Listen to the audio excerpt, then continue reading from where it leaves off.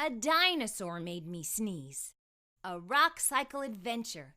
Written by Carla Mae Jensen. Illustrated by Natasha Kostovska. There are facts about the rock cycle throughout the book, so feel free to pause the video and read them together. A sniff in my nose, a sniff, sniff, and achoo! And the dust and the wind and the air, they all blew. And my mom and my dad and my grandma McCook all pursed up their lips and they gave me a look.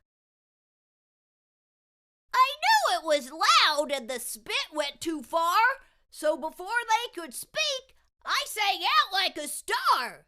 I know you don't like to see snot on your cheese, but an ancient old dinosaur made my big sneeze. Their eyebrows went up and they wanted to speak, but I started my story because it's unique. It was millions of years before you heard my big sneeze, when a Tyrannosaurus was stomping through trees. And the dust that he made was so light it could fly on a wind to a river that traveled nearby. Then it flowed to the ocean and sank to the land and was buried by sea and compacted by sand. While the dust was below that big oceany ground, new bits of bright crystals soon grew all around. The crystals and dust came together to be a cemented stone called sedimentary. I stopped for a breath and my dad had to say, "Now, Martin McCook, do not sneeze in that way." "But Dad," I said, "dinosaurs don't even know. He was just having fun in the sun long ago." What began as his dust was now rock buried deep, and the rock would soon change into something quite steep. The rock first felt shaking and earth made a change. A new set of mountains were building a range.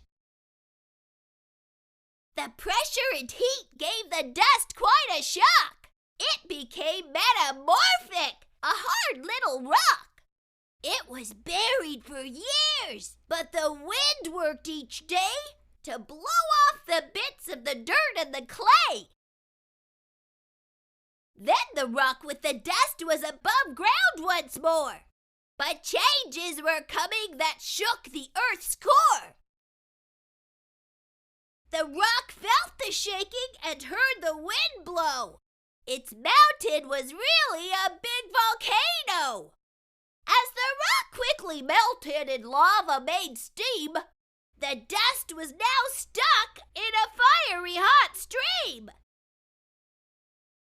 But the dust was not destroyed. It rolled with the change. As it cooled, a development came that was strange. The cooling had hardened the dust and the lava in blocks. Together, they made many igneous rocks.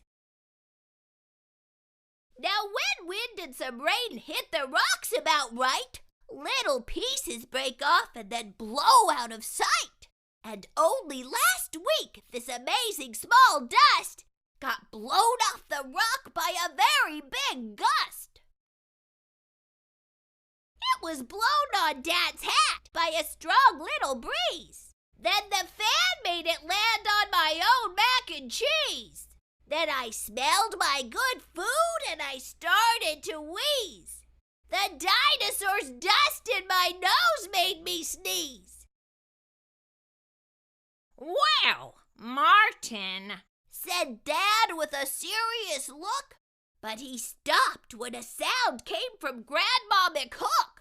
A funny sniff sniff and a crazy achoo! And the biggest wet sneeze ever seen flew and flew. I tried not to chuckle. I looked at the salt, but I laughed when she cried, "It's the dinosaur's fault."